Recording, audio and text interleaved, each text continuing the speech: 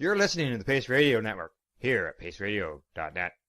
The views expressed by the individuals during this broadcast are their own opinions, and they may not be the same as those of their group or other organizations they may be involved with. All medical advice during our broadcast is not a medical opinion and should be checked with your medical physician.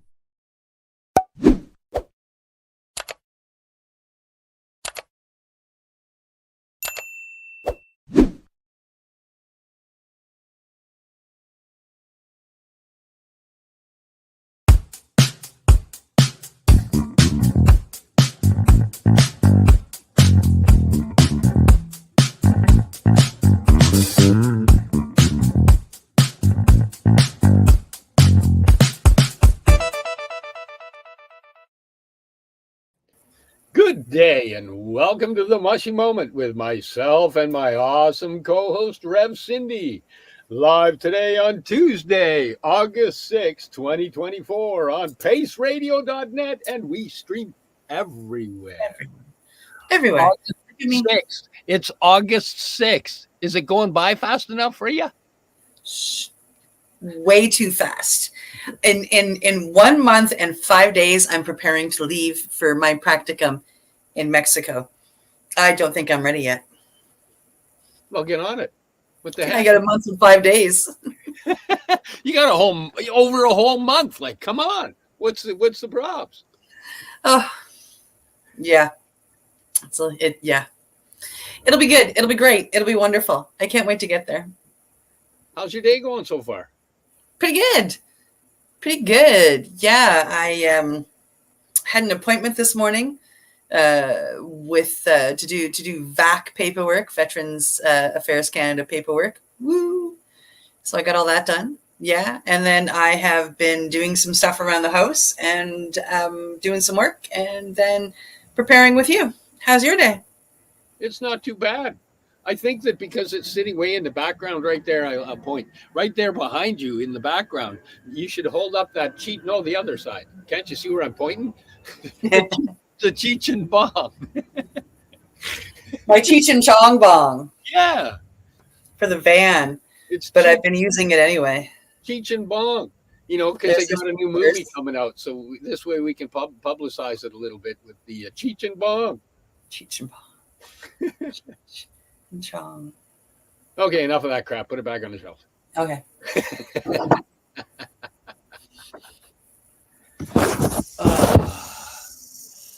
So what you been doing? Well, we already talked about me. What about you? Oh. Well,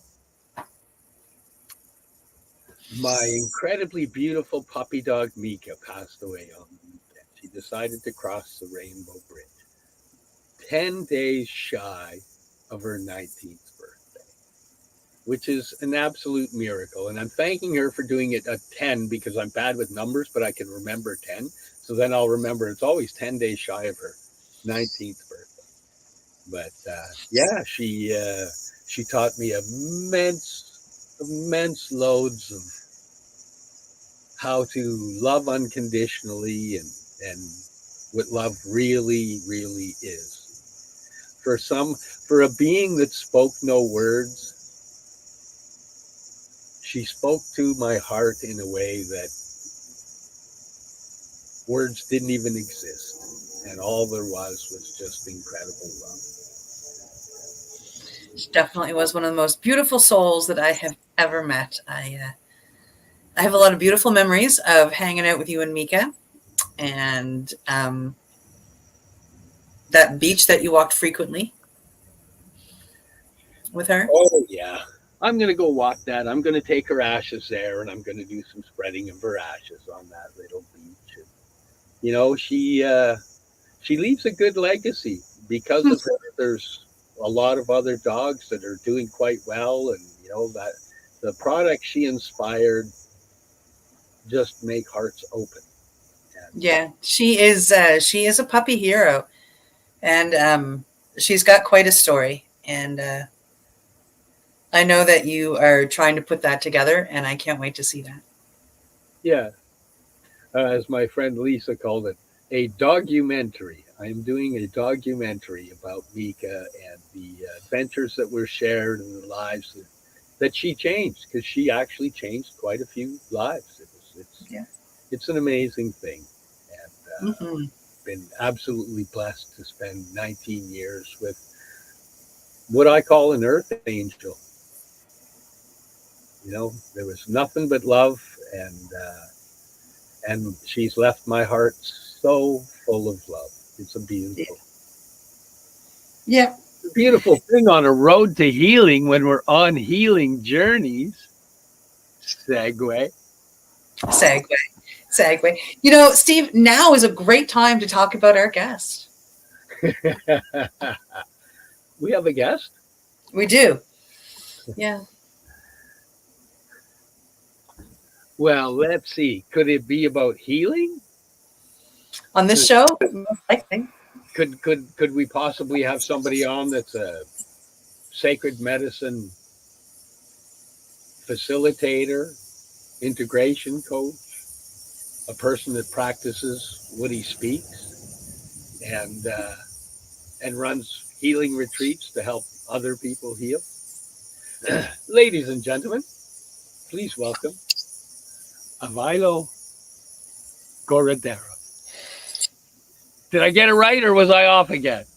It's Ivaylo Goverdarov. Goverdarov. I got to roll the R a little bit too. Goverdarov.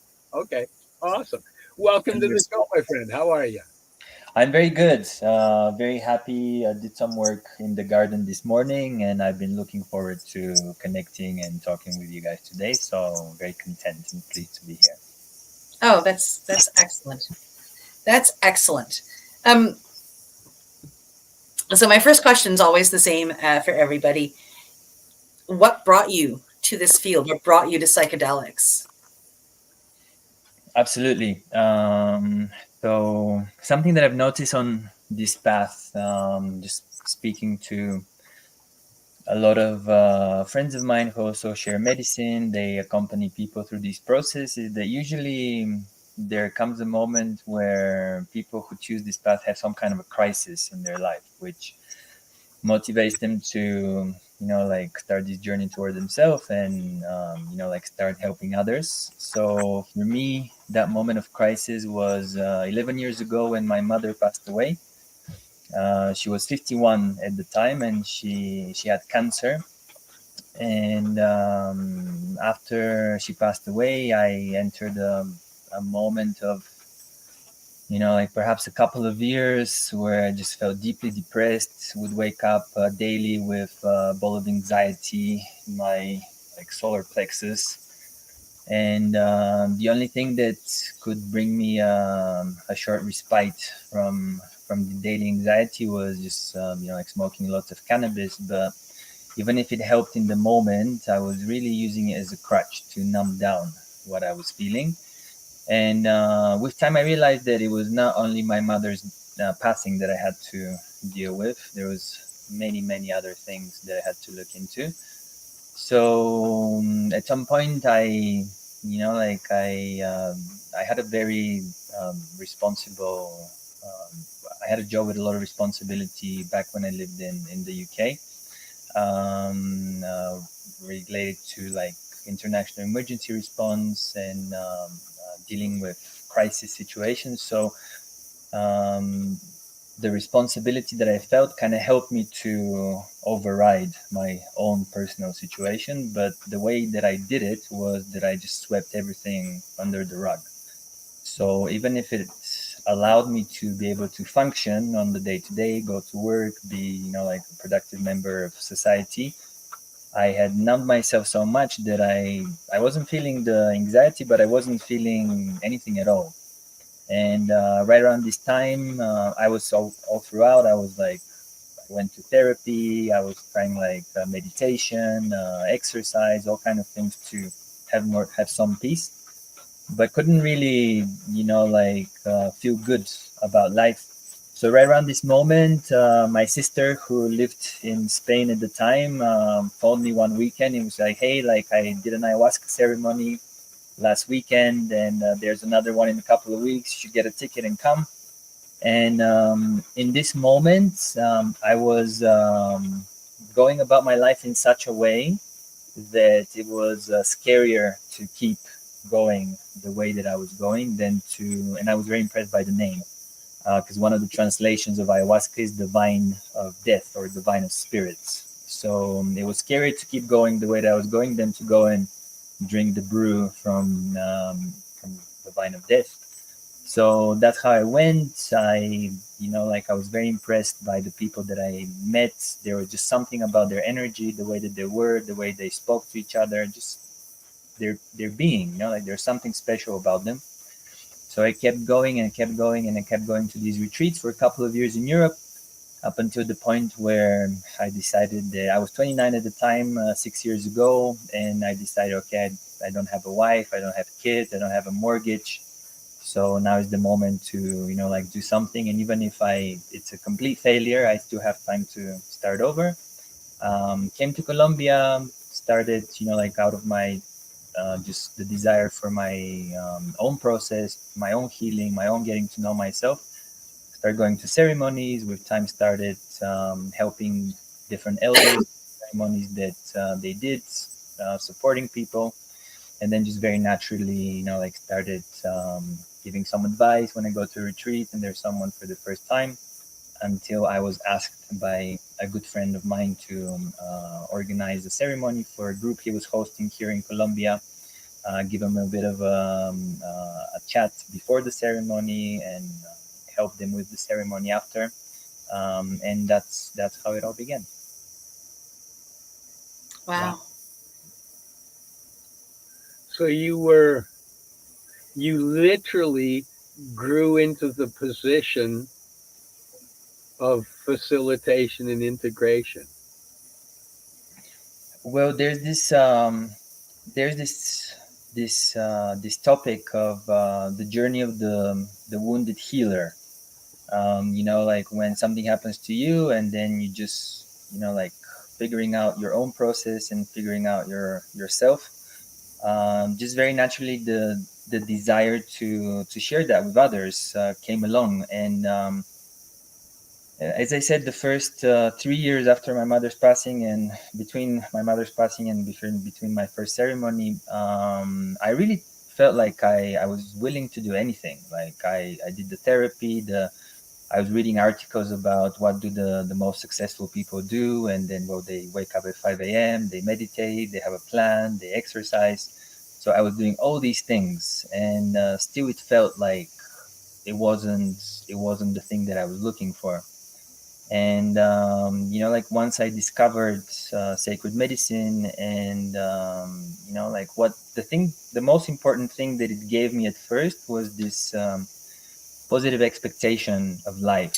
That life is not something that we should suffer through, but that life is something that is actually that can be very beautiful. And whatever might have happened to us, we still have the opportunity and the chance to reinvent ourselves, rediscover meaning, and enjoy, this gift that we've been given, in the whole history of the universe. Imagine this whole millions and millions and millions of years, and all the things that had to happen for us to be here today, just to be able to connect with that gratitude that we have the opportunity to experience life. And I was just very passionate about sharing with people these tools so that they don't have to experience the things that I experienced, and the things that is kind of like a knowing uncertainty, feeling stuck, like there's no way out. So that was a big, perhaps the biggest motivation to embark on this journey. So between the medicine and your mother's passing, you actually were focused on doing the patterns of achievement. Absolutely. Right? That's what I was gathering there. But the patterns of achievement without connection didn't really get the end result that a lot of people promote, because a lot of people promote that pattern. Yeah. And there's a lot of people that the pattern works for. But when you find those people that the pattern really works for, they have a connection. And that's never talked about in the, oh, do these patterns. Because there's lots of seminars on do these patterns, be an overachiever, be a. But if you don't have connection, it doesn't matter, where that's going. You're missing a part of you. We talk about connection, and people picture connection with everything around you, but truly it's connection with yourself and understanding that you're a part of everything around you. Absolutely. So Something I like sharing with people as well is that on like I like my background, I was I had this syndrome. I later came to read a book about it. Actually, I was really Mr. Nice Guy, like doing the right thing, avoiding conflict, wanting to make my family proud. And something that I like sharing with people is that I had the great fortune to achieve that thing in the external world a few times, only to experience that I thought would bring me long-lasting fulfillment and peace, only to experience, like maybe like a month of like feeling really good, like that the sky's the limit, but then quickly, like that void would appear again. And after experiencing that for a few times, like first it was, like graduating from my undergrad with the top grade possible. I did that. Then I wanted to do a master's at a top university in the UK. I did that as well. Graduating, like I graduated, did that as well. I had a really, really amazing job, like, so every time I would push myself so much, like to the point where I would, like feel anxious, feel very worried, like stress out, to get to the achievement and then feel like amazing for a month, but then was the next thing and was the next thing. And this helped me realize, and that's why I say I had the great fortune to experience that. And what this gave me was it helped me realize that I was playing the wrong game, because when you play this game, there's always a bigger yacht, so there's no end to it. So this is right around the time when I thought, okay, now is the moment to do something. I had wanted all my life to learn Spanish. After 12 years in the UK, I wanted to live in a place where I see the sun every day, deepen my work with the medicine, and just start from zero in a place where I didn't know the language, didn't know anybody.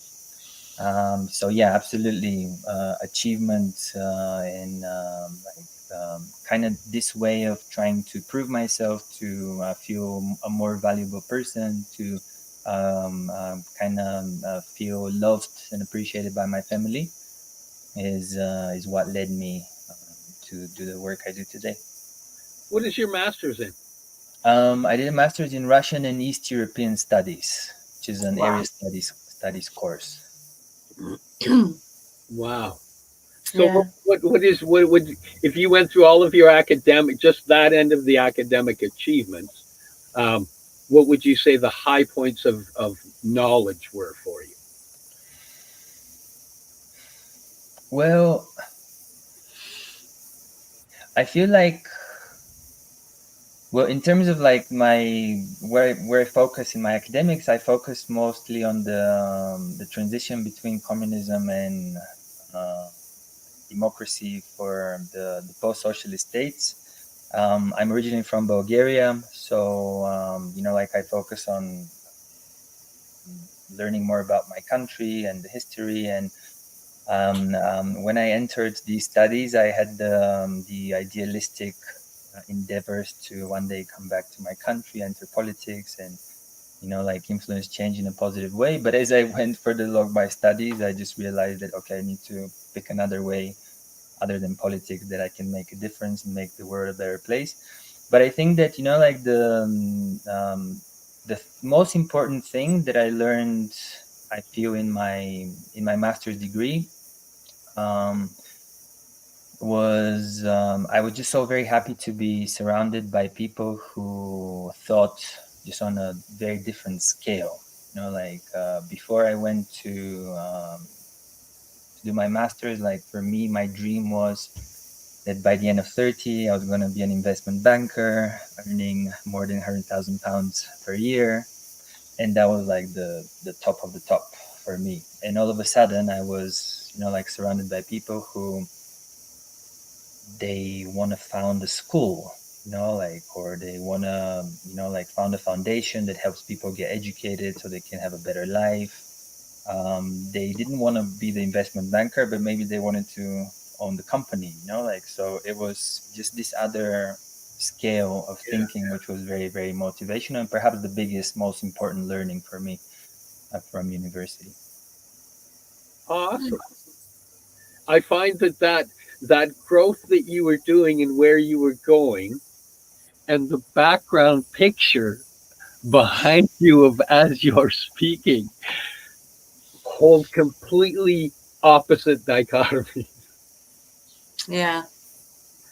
Wow. That's incredible, because that's a you're talking about, I was working towards a dream that is a program that our society is told everybody should dream this fucking dream.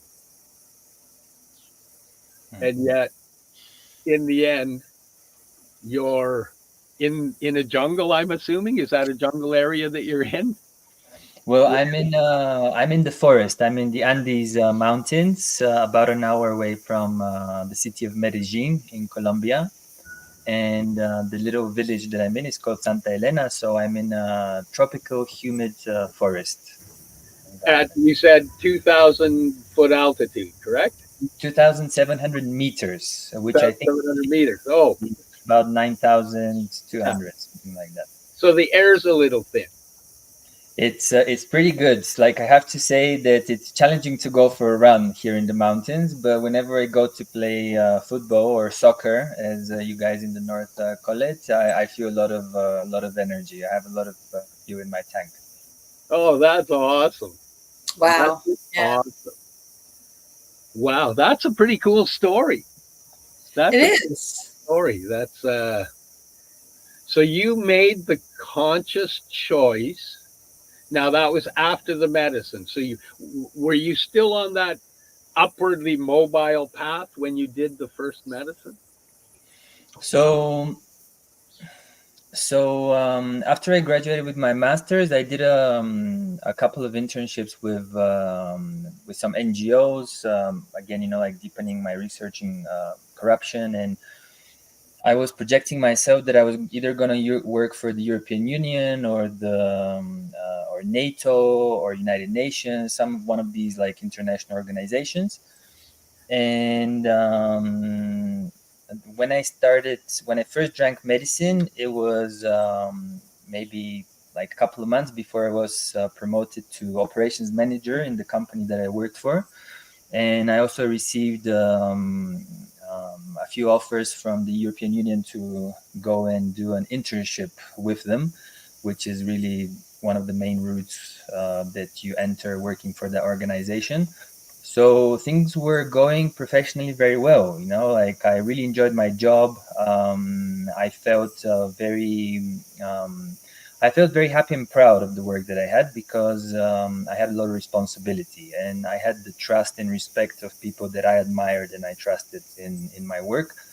So, and also like because of the nature of the job that I did, we dealt with all kinds of, like emergency situations. Most of my colleagues were ex-military from the British and the American and the US Army.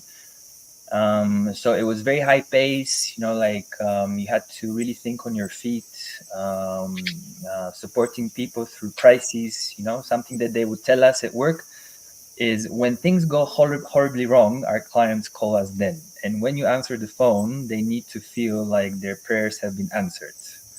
So I really enjoyed what I did, but then, being very honest with myself and being able to,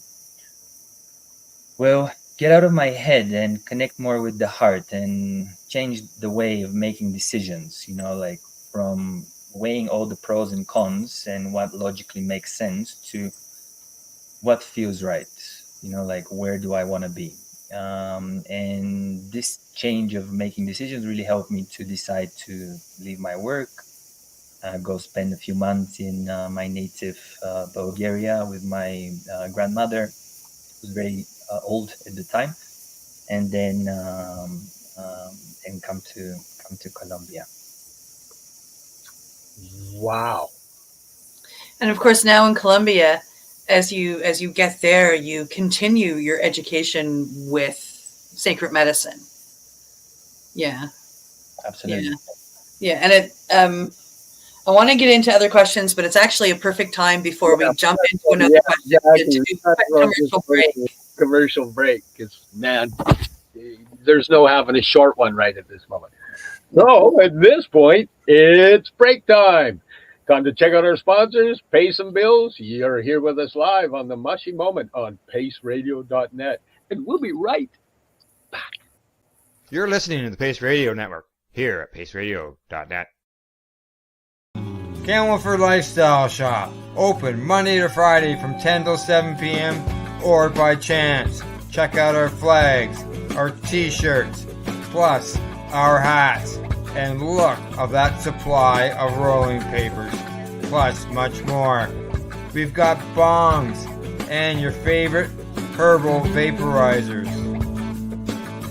Look at all the incense we have, as well as for those who collect knives, check out these knives in our collection. And while you're here, stop in to see Shay at the piercing room, where you can get poked by Shay. Daily deals, check them out. Camelford Lifestyle Shop, 17 Bridge Street West, Camelford, Ontario. When you have a pain that's reached its peak, Legacy for 20, it's so unique. If organic cannabis is what you seek, here's your trusted partner 7 days a week. Suppository salves, vapes and drops, topicals, edibles, infused pop. Just when life seems like it ain't easy, at Legacy 420, enjoy a pop freezy. Lab tested products, make them the GOAT. Legacy 420 out on your road. Legacy 420 in Tyendinaga Mohawk territory. Indigenous organic cannabis at its finest. What do you find at paceradio.net? People advocating cannabis education. Limestone City Hydroponics is Kingston, Ontario's hydroponics shop. Take your growing to the next level and create the optimal environment with a tent kit, or maximize your yield with an ebb and flow flood table kit. Either way, Limestone City Hydroponics has more sizes and options to fit your needs. Are you looking for the power of the sun that adapts to your budget? Then look no further, as they have professional grow lighting. They have indoor grow systems that are easy and cost effective, with many options to fit your living space and lifestyle. Cultivate your growing potential. We have everything you need to succeed. And if you can't make it to the store, they offer local delivery to the greater Kingston area. Remember, when you're looking for experts to help you grow, then look no further than the locally owned Limestone City Hydroponics, 105 Sunderland Drive in Kingston, Ontario. Call them at 613-548-0420.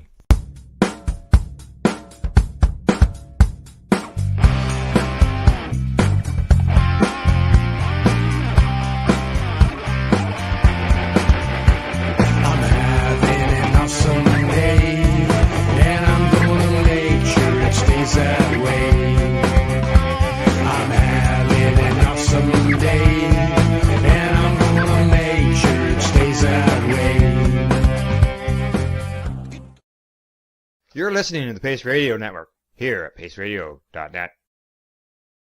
And welcome back to the Mushie Moment, streaming live to you here at paceradio.net and everywhere. We're here with our awesome guest, Ivaylo Goverdarov. I'm going to get it rolling, man. I'll get it rolling. I love the flow, like on European and Spanish names that make you roll the R's. And my original one was, I was originally wondering if we even enunciated the V, because in some you don't enunciate the V, right? I love it. It's a cool, unique name. So now you find yourself, you've hopped on a plane, and you. But before we hop on the plane, so far have you only partaken in ayahuasca at this point in time? That was the first medicine that I got to ever know in my life was cannabis, not in a ceremonial context, but that was the first medicine. And I think for many people who come to this world is the first medicine they connect with. But in a ceremonial setting, ayahuasca was the first one. So at this moment, I have worked with San Pedro or Huachuma, which is the ancestral name, with peyote, with mushrooms, cambo, sweat lodge, and other medicines such as Vision Quest, which where you don't actually take any sacrament, but for me is really, if not the most powerful medicine that I've experienced, one of the most powerful medicines. So yeah, some of these I participate, and others I facilitate, where I either organize groups and support them with the preparation and bring them to medicine families that I study with, or I share myself. But these are the medicines that I have come to know. Okay. So before you hit Colombia, you had only worked with ayahuasca. I had before I came to Colombia, I had worked with ayahuasca, with temazcal or sweat lodge, and cambo, which is basically comes from a secretion of a frog. Yes, the frog. Yeah, I have a few scars. Yeah. So then you come to Colombia, and Okay, hold on, because before you get on the plane, have you communicated with a bunch of people, or have you just gone, I gotta go, and you've booked a ticket and you're heading off? Well, I mean, I told my friends and my family that I'm going to Colombia, and then I found an internship as a teacher teaching English here. But other than the school that I contacted, I didn't really know anybody. You're freaking off. I have so much admiration for that. That's just absolutely wonderful. Yeah, very, very cool. So now you've taken off for Colombia. You do have a job, which is amazing, right? Teaching English, and that's a form of like an amazing form of helping people is teaching another language and helping them learn. So you come to Colombia, you've done a few medicines, and then you just start the search for, yeah, and that was 6 years ago now. That was 6 years ago. Yeah, in December 2018. Wow. I came to Colombia. Okay, Wow. so you landed, you got all your stuff. You're. What are you doing? Well, when I first came, before this internship with the school where I went to teach English, I wanted to spend some time on the coast. So I found another volunteering position for 5 or 6 weeks on the Caribbean coast by one of the national parks. It's called Parque Tayrona, and I just spent some time there. It was really magical for me. It was the second time ever in my life that in December, January, I'm in a place where the weather is hot. I'm at the beach. That was quite something for me, surrounded by hummingbirds, monkeys, and all the lush vegetation in the Caribbean coast of Colombia. So I spent some time there, and then came to Medellin and started. I completely agree. I love teaching. I feel like a big, even if I'm not I feel like a big teaching element in the work that I do. Teaching people about like how to process emotion, navigate challenging moment in the ceremony, and also something I really love telling people, sharing with people is that like there are these powerful medicines, ayahuasca, San Pedro, sweat lodge, cambo, all of them, and the many others that I didn't mention right now, and they're powerful. They're very powerful in themselves, but they come within a context of a culture. They come within a context of these communities and traditions. They have used these medicines to learn to live life in a good way, to be useful for life.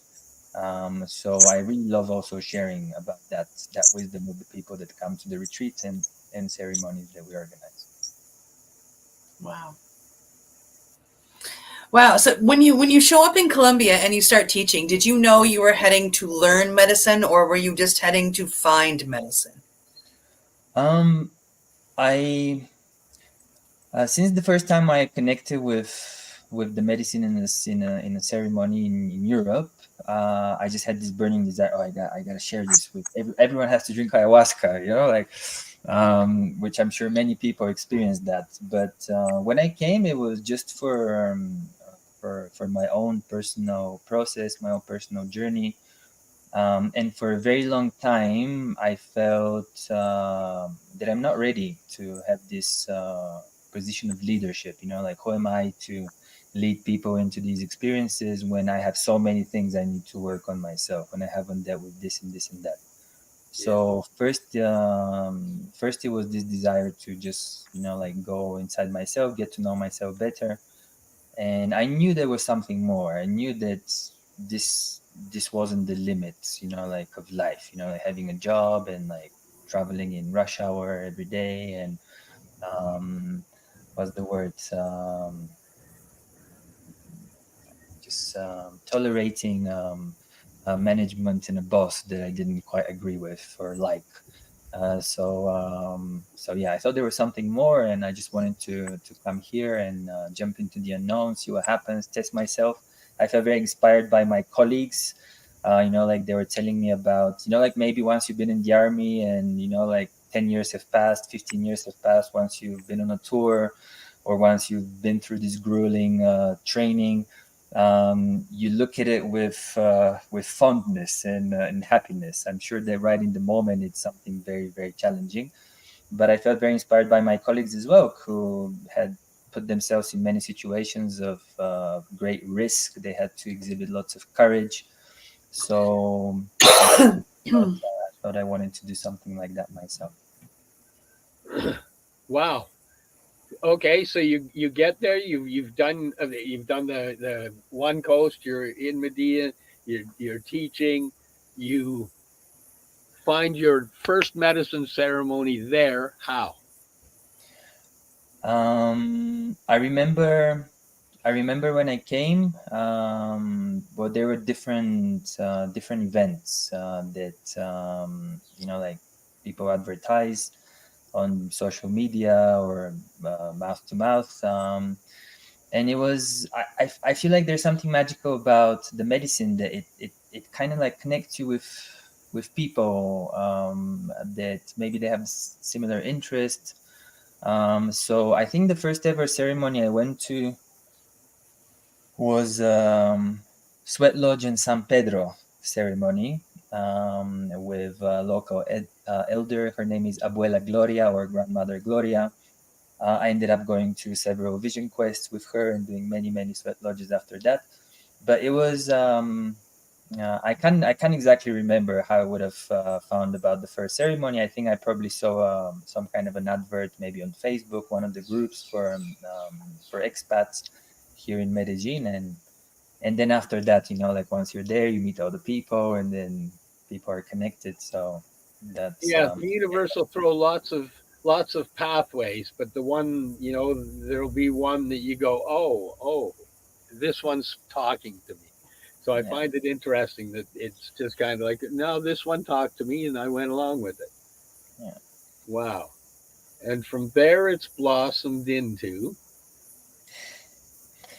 Well, as I said, like the first couple of years, I was just going to ceremonies and retreats, and there's also something that here the context with medicine is very different from. I haven't been to Canada or to the States myself, but in Europe, like it's very like it's from mouth to mouth. Someone has to invite you or like be on a mailing list. It's not openly advertised, and here is just part of culture. Like there are I think in Colombia there are either 28 or 38 indigenous groups. Apologies for not knowing the exact number, but medicine and ceremony is part of their life.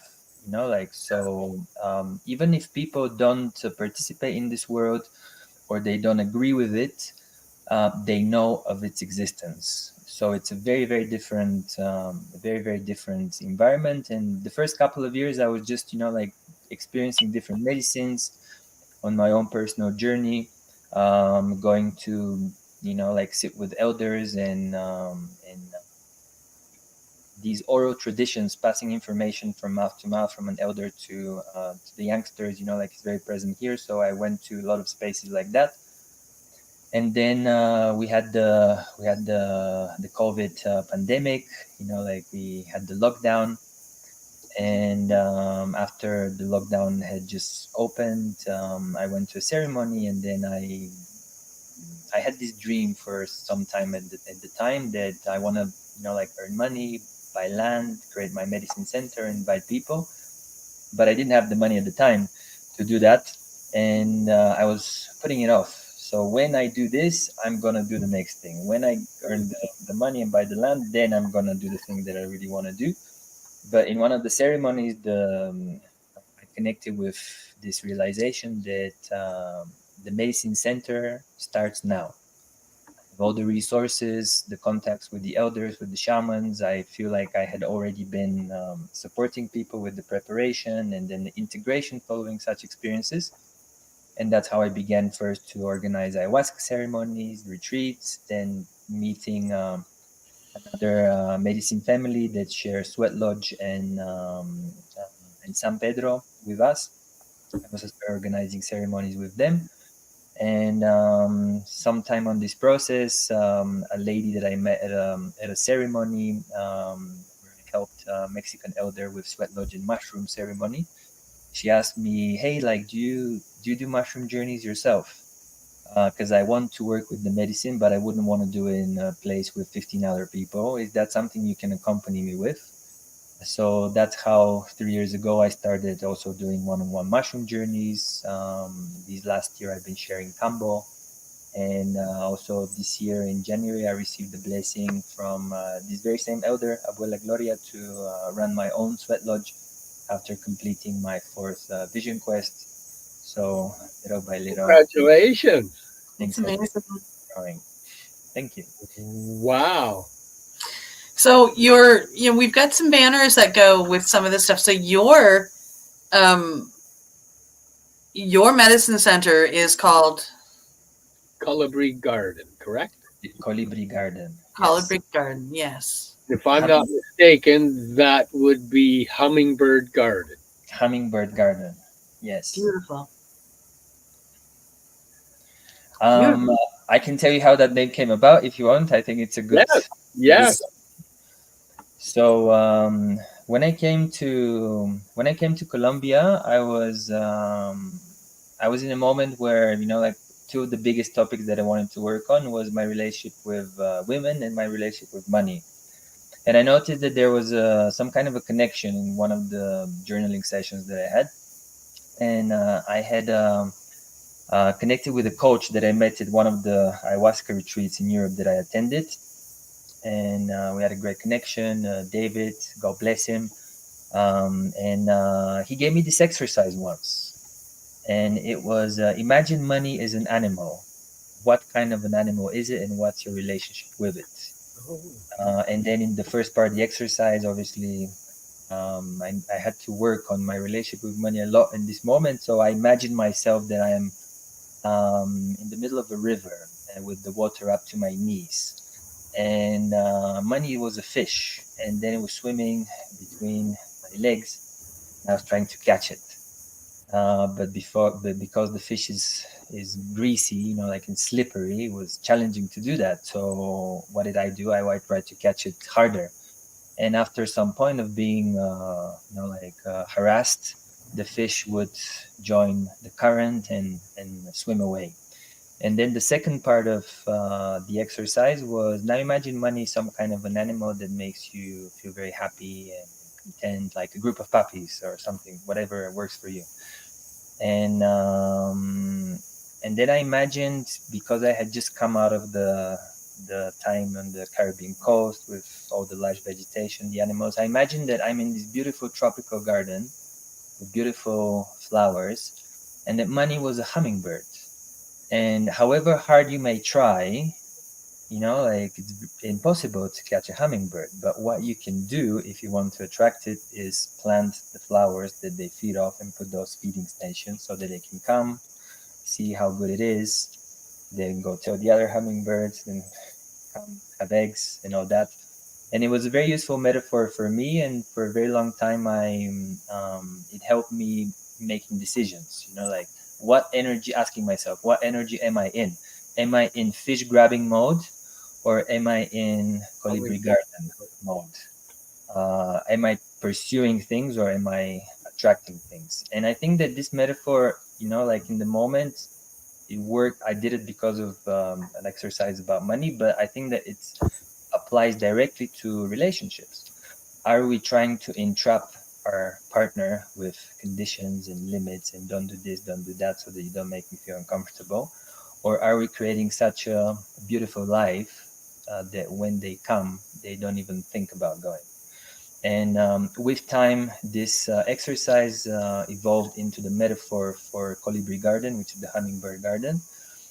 So the hummingbird garden is the metaphor for our inner world. We all want to attract the hummingbirds of love, success, abundance, beautiful home. But before we do that, we need to tend to our own garden. We need to weed out the doubt, the past hurts, the blocked emotions that we didn't process very well. And as we open space in our inner world, plant the seeds of faith, trust, water with consistency, discipline, some more faith, until these seeds grow into the beautiful flowers in our life that attract all the hummingbirds that we want. And the beautiful thing about this process is that once you learn to be a good gardener, you're always going to have a beautiful garden. And even if one of your hummingbirds decides to fly away, like one of my hummingbirds flew away a few months ago when I separated with my lady, you're still surrounded by flowers. And what I like when I explain to people that don't know the medicine world very intimately, I tell them this metaphor, and I share with them that I help people and I teach people how to be good gardeners of their. And that's fucking beautiful, man. I love that. Yeah. That was beautiful. The Colibri Garden is a beautiful place to be for anybody. Wow.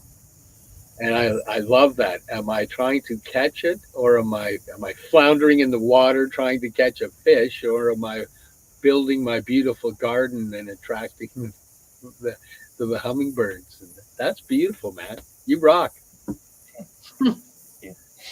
Yeah. Wow.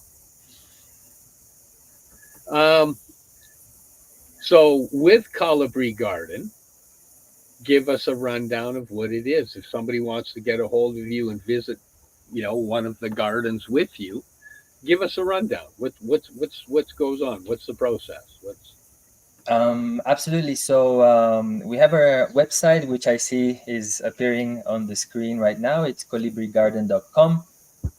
We organize ayahuasca retreats. We also organize individual ceremonies with ayahuasca, with San Pedro, with Sweat Lodge. We work with Cambo. I myself share mushrooms in Cambo, and soon to organize Sweat Lodge. But also something that we like doing is connect people with good medicine elders and practitioners that walk with integrity, that honor the traditions, that really put the well-being of people in as a priority.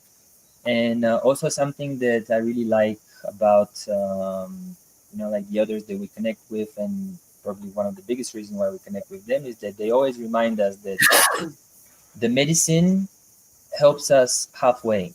The medicine doesn't come and solve our life problems, and it's up to us to do the other half, to do the other 50%.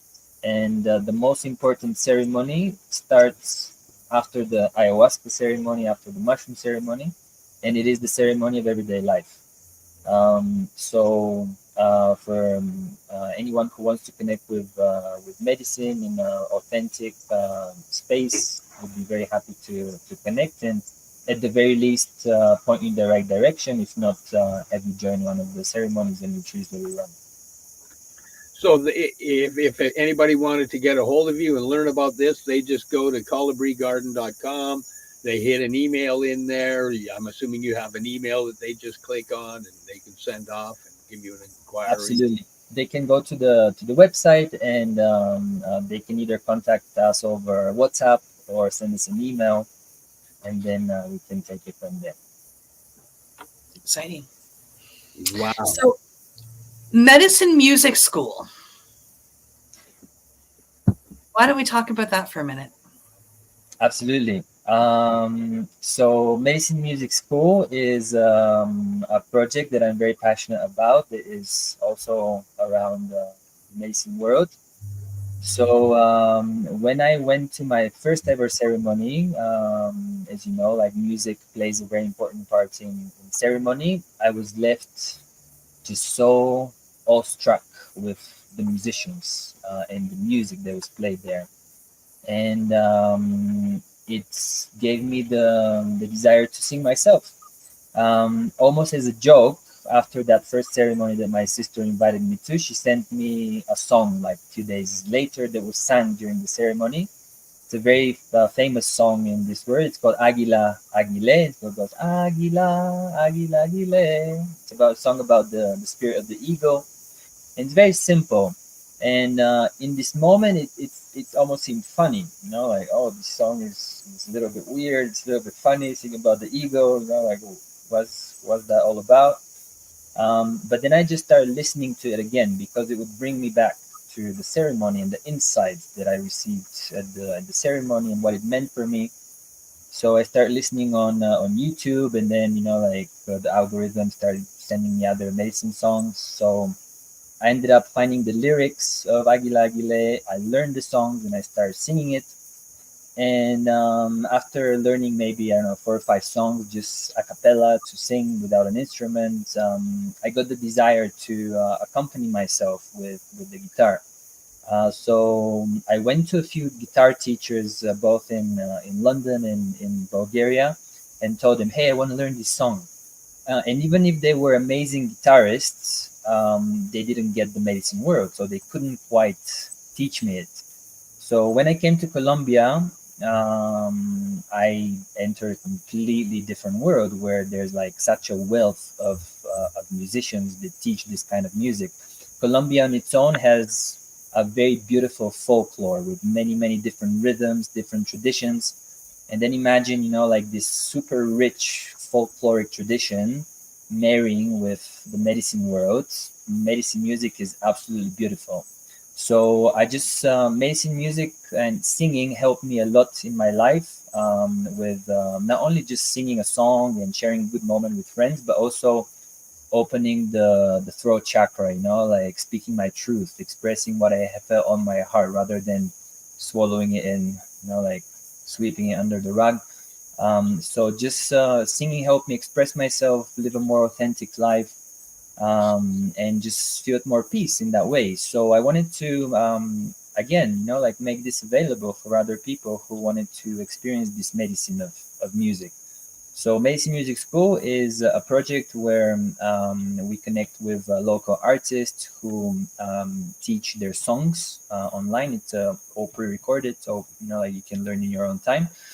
But not only how to play the songs with the chords, but what is the story of the song? What is the inspiration of the song? What does this song want to transmit? In what moment of ceremony can you play it? You know, like it's recommended to play it. And again, you know, like sharing more about, as I said, this way of life around the medicine, not only just the music, but the wisdom and the way of life that people connect with and live. So this is Medicine Music School.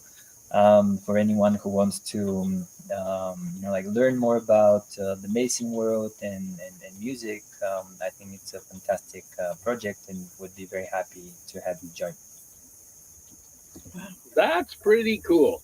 So It people is. a hold of you on either one of those, medicinemusicschool.com or colibrigarden.com. Yes. If they're looking more for the healing, they're better off to come to colibrigarden.com. Would be my personal thought. Wow, that's pretty freaking awesome, man. Wow. Yeah. Yeah. We're at that time. Sadly, I'm going to ask you if you have I got to ask you first. Wait, hang on. Did you sing before you learned those chants? So I used to sing when I was a little kid, like maybe 5, 6, 7, 8 years old.